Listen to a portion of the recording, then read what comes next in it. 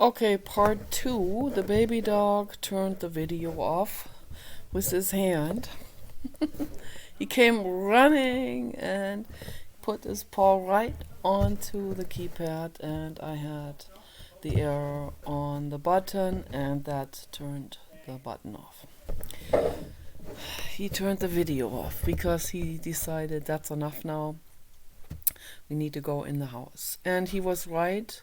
It was getting a little bit chilly, and this is easier here to make a video because all these mosquitoes coming at me, it's just too much.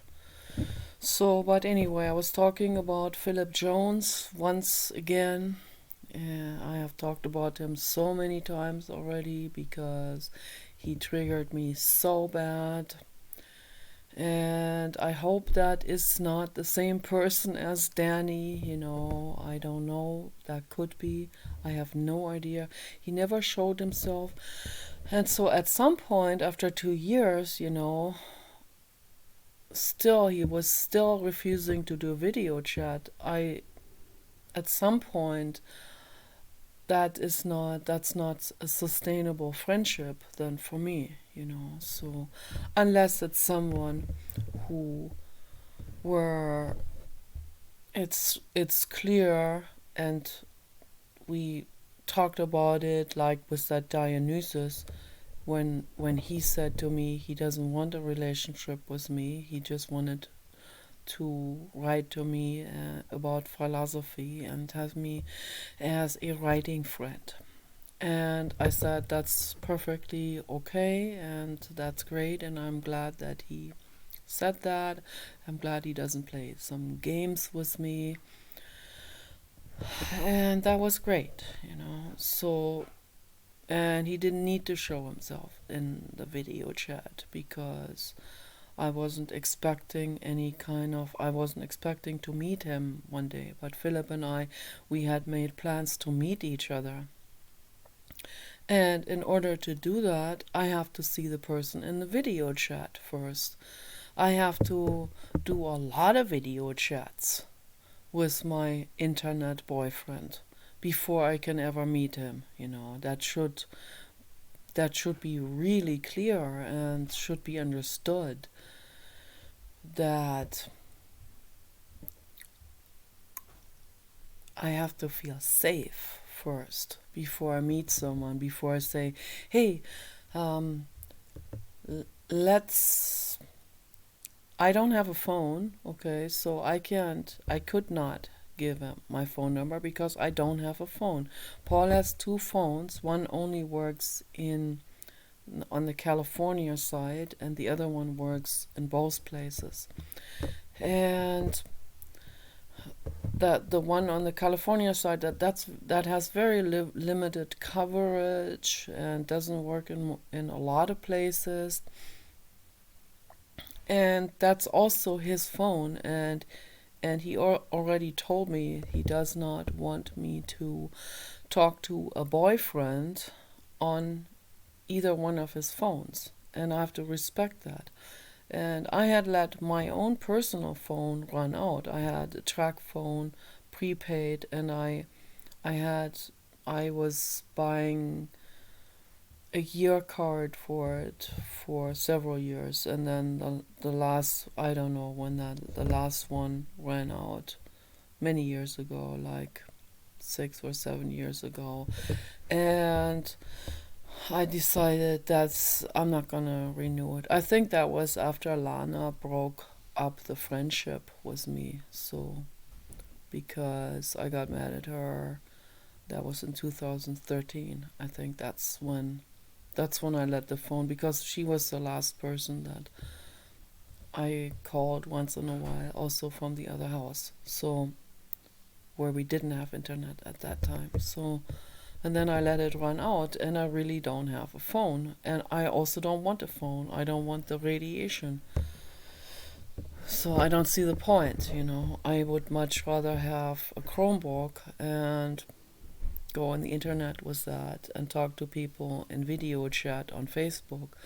And I'm sorry if that is inconvenient for some people. They would much rather use some kind of website that is really, that's customized for your phone or something like that, And but I was about to meet Philip, and I said, you can come and pick me up, because I had many phases where I felt like how my life was, and that was in between dogs, my life was bleak, and I needed, and there was even a moment where I felt like even if he kills me, that'd be better than continuing my life here in this boring bleakness without a boyfriend, with this not easy friendship with Paul, We're not very compatible. We're totally incompatible physically and also emotionally in a lot of ways. And in the way we talk or discuss things, or the way we deal with emotional problems or something like this.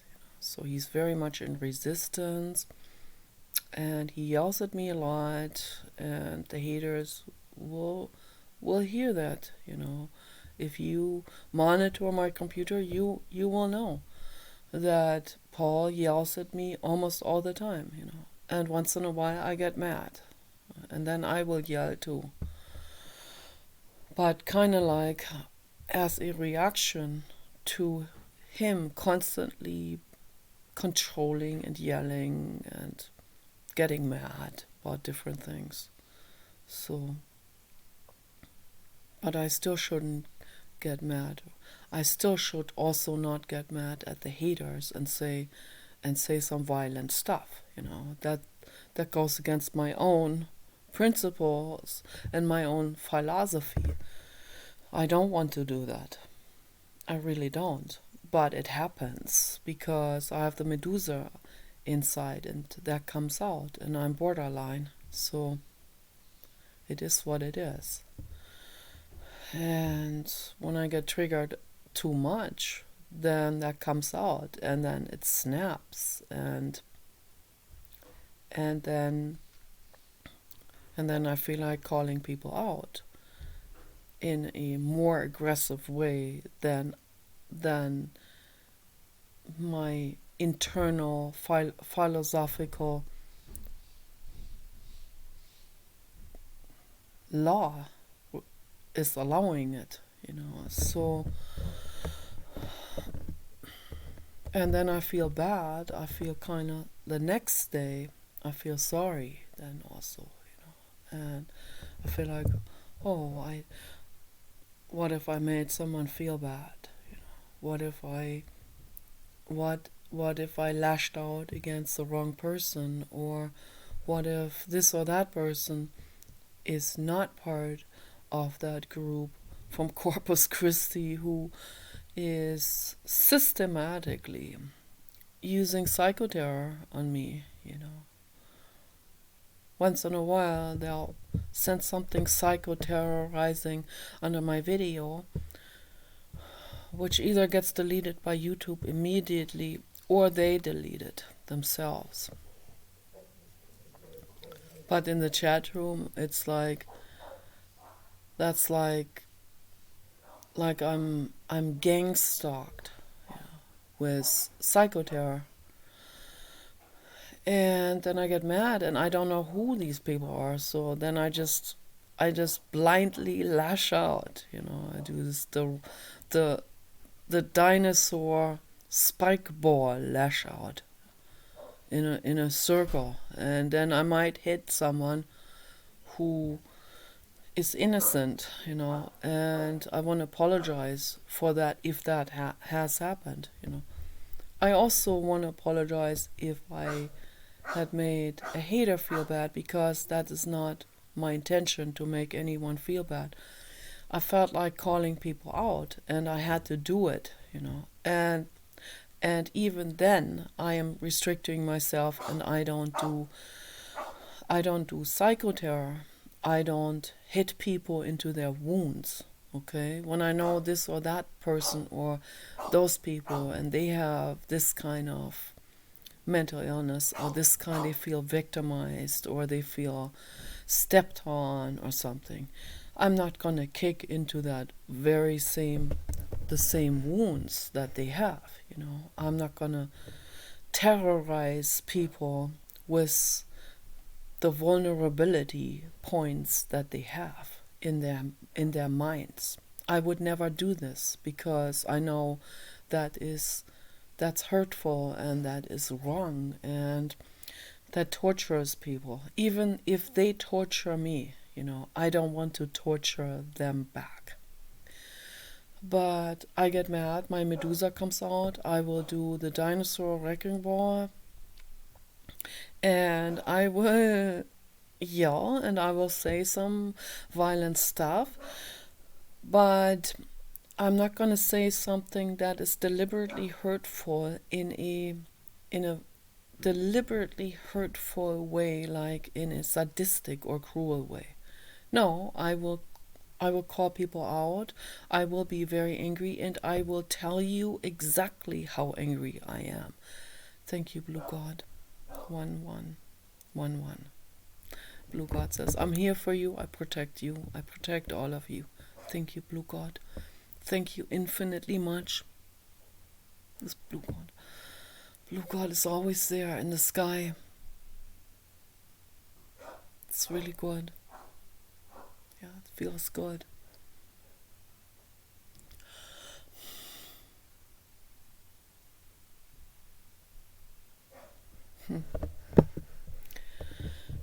So yeah, I get mad and the Blue God says it's okay.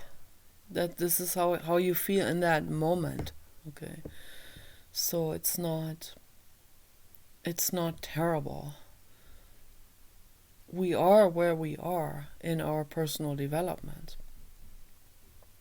Even God level Thich Nhat Hanh got really mad one time. He talked about this.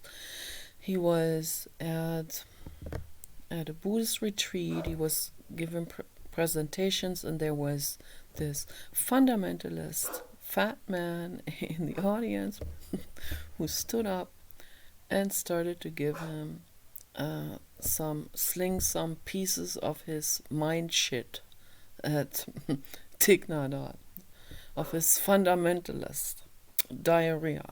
Okay, and Thich Nhat Hanh got very, very mad. You know, that was very hurtful what that guy said to Thich Nhat Hanh. Very hurtful, deliberately hurtful, sadistic. And so Thich Nhat Hanh had to say, excuse me, I have to go outside and get some fresh air. Okay, and that's what he did. And instead of lashing back or anything, he had to collect his thoughts. He had to collect his mind. He had to do breathing. He had to do the Metta Bhavana, the Tonglen meditation outside on fresh air. I breathe in. I hold my breath. I breathe out, and as I breathe in and breathe out, I understand this guy, this fundamentalist guy, once was a child at 5, and he was suffering. Okay, and he had religion shoved down his throat. Okay, and his ego is identified with that now, and that's his identification. So he just deliberately went to that Buddhist retreat just to cause some problems, I guess. You know. So, and because Buddhism, that goes against his ego. Yeah. So so that's it's like, yeah, for those people, when they identify their ego with their religion, then they cannot tolerate someone else with a different religion or different belief system or philosophy come out there and talk to a group of people. They have to, the fundamentalist has to then rush over there and create a situation.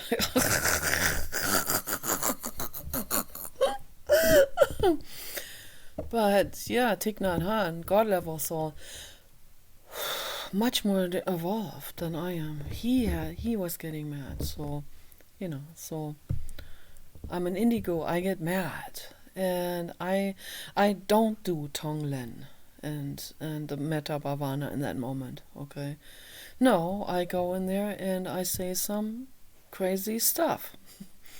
I I will call people out on what they have done to me.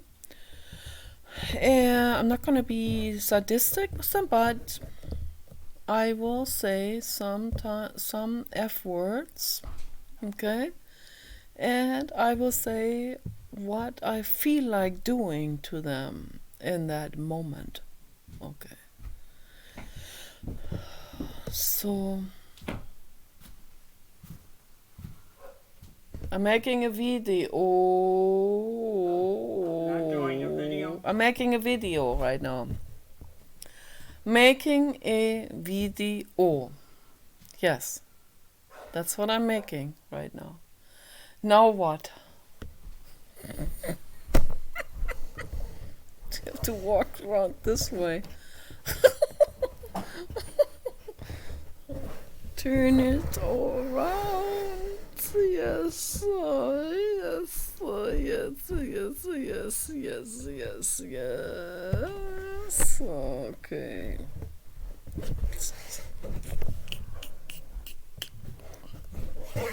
Okay.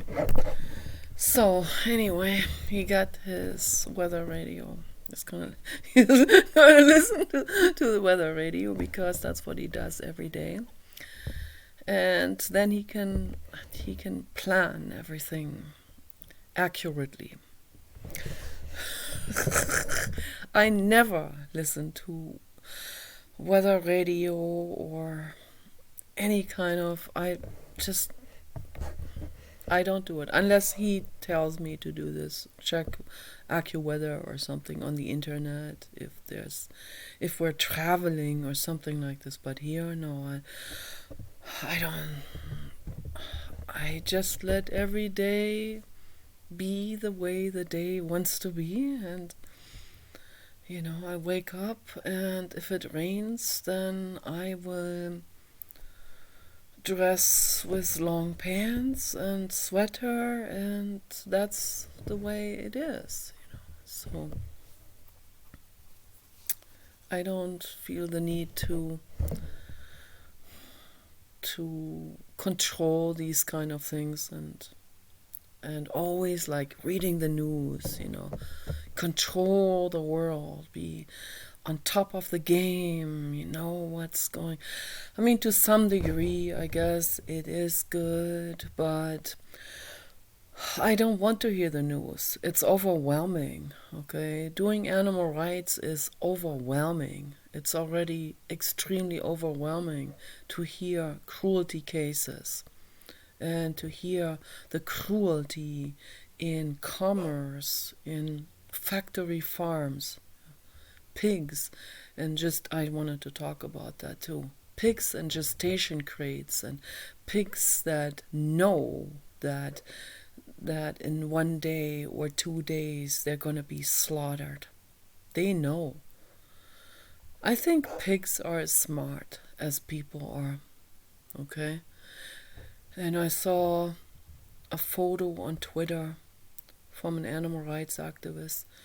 He said these two pigs there in the photo, they were comforting each other because they knew that one of them was going to be slaughtered, I think in just a few hours. And so the other pig was there with him. And they put their big, fat, like electric outlet in Germany. They have the pig nose shape. Pig nose, electric outlet, shape nose.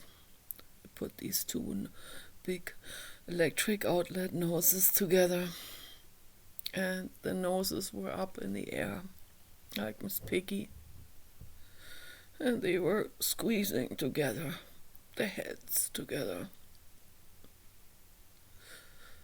and they looked like they were crying. trying to comfort each other because they have no control over that situation at all. Okay. And when I see that, it's just horrible. I just cry and cry and cry and cry. And the pigs in gestation crates, they have it the absolute worst, and it's the absolute worst thing there is to put a mother pig into a crate where she cannot even turn around herself. She has to be always on the side, in the same position where the baby pigs, they can get to her others through these bars, but she cannot turn around. And I don't know why they do this. I guess like to save space, or to make it so that I don't know what's going through their heads, but that causes so much stress. And then they give her medication for the stress, and they give her steroids, or they give her hormones or something to protect them from getting sick, and they're just getting sicker, and it's just a total horror. Is that okay? It's one of these most cruel things there that I have seen. And then they leave the mother pig like this there for, I don't know, for months or something. What would they think if they were put into that situation where they can't turn around themselves? They get sores on them. The pigs get sores. They even have, like, they get bone fractures from being on that heavy body on the rib cage like this. This horror, absolute horror. I see these things. It's horror, absolute horror. But the animal rights activism, I have to do it. I have no other choice. I wished I didn't have to do it, because I'm highly sensitive, and it's absolutely horrific for me to see it. And Sandy knows, okay? She's going through the same thing. She knows how horrific this is, how that feels. So, but I don't need to read the news at 10 p.m. or 11 p.m.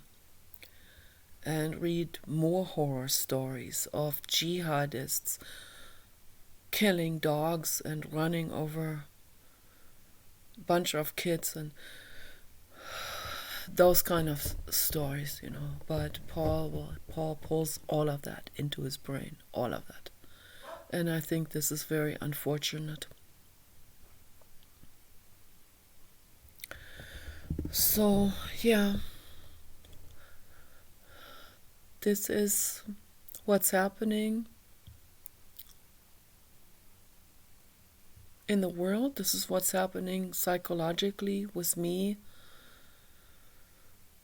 I try to manage my life in the best way I possibly can. And I cannot have a violent boyfriend. It's absolutely out of the question. I recognize Philip's writing. I know which, I think that's Tex-Mex also. I recognize the writing, and he gets very easily offended. He feels disrespected. I recognize. I can pretty much determine which person is him. And I know I pretty much determine which person is Zane. I don't think that's the same person.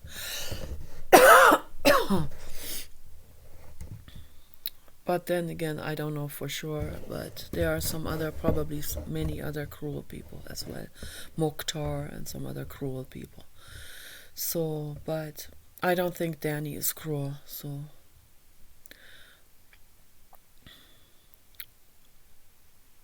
But in order for me to trust someone, we have to do a lot of video chats, And if you're involved with someone, then that's pretty impossible to do, And I'm not gonna do that if you already are married or if something is in my throat. If you have a girlfriend or family, I don't want to do that. So I'm not gonna take someone away from their family and girlfriend and wife. Okay, I'm not gonna do that. But if I meet someone and that person is single for sure and they want to hang out with me, they have to make me feel really, really safe. So this is what I require, okay?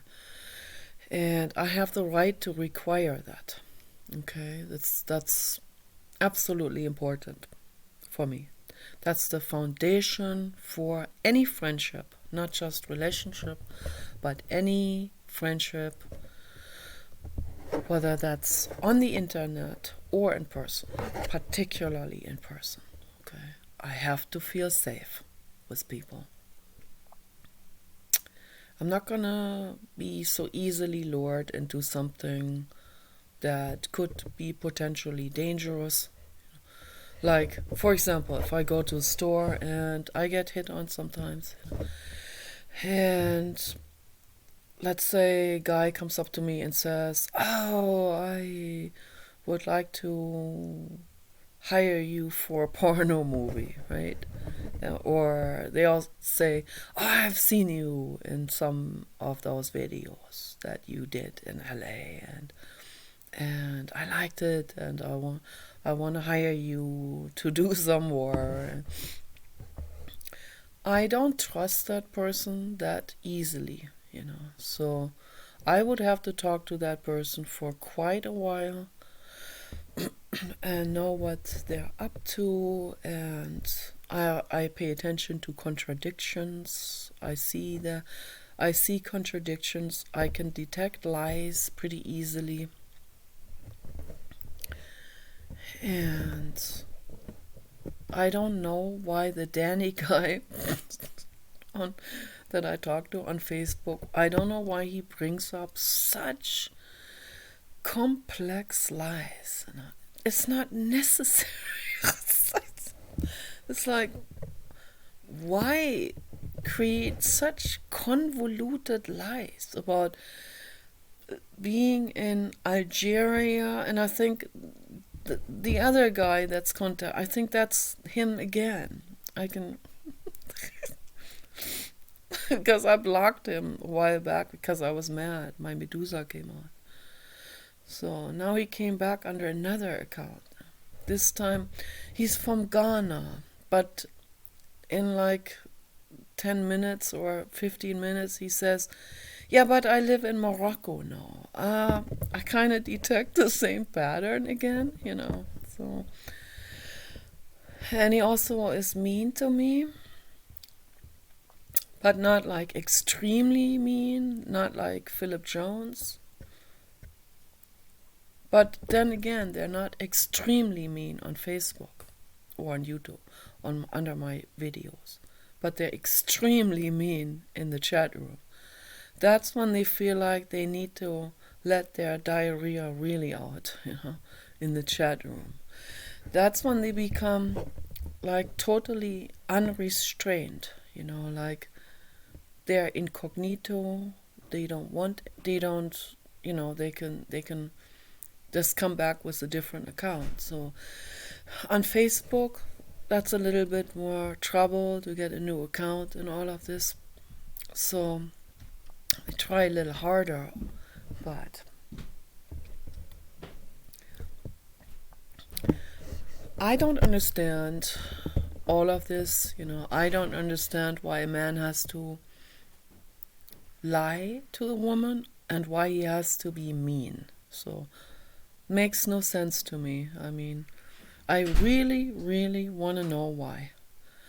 I'm interested in the psychology of this, so I really would appreciate if people could share what's inside of their minds. That Philip Jones guy on Facebook who claimed to be Russian, that was also totally convoluted lie, the whole thing. He had to then, because he told me he's Russian, then he had to make up an excuse why he can't talk to me on video chat, because then he has to suddenly say, oh, I didn't tell you this before. Now I'm going to be real honest. I don't speak English and everything is just over Google Translate. No, but this totally contradicted what he said before. But he said they would never tell you what they're really feeling and thinking. And I want to know why, why? Why don't you tell women how you really feel and what you really think? So, why? Yes, the baby dog's eating now. This is really good. Because women want to know what you think and feel. That's very important to us. Really important. Because that is what brings us closer together. That's what makes the friendship stronger. Whether it's a friendship or whether it's whatever kind of mother type of, mother, baby, or whether it is a romantic relationship, We have to feel safe, and the way we feel safe is when we know how you feel and when we can talk about this. Okay, so.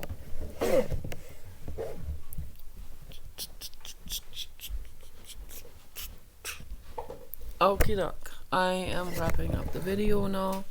Peace and love for all living beings.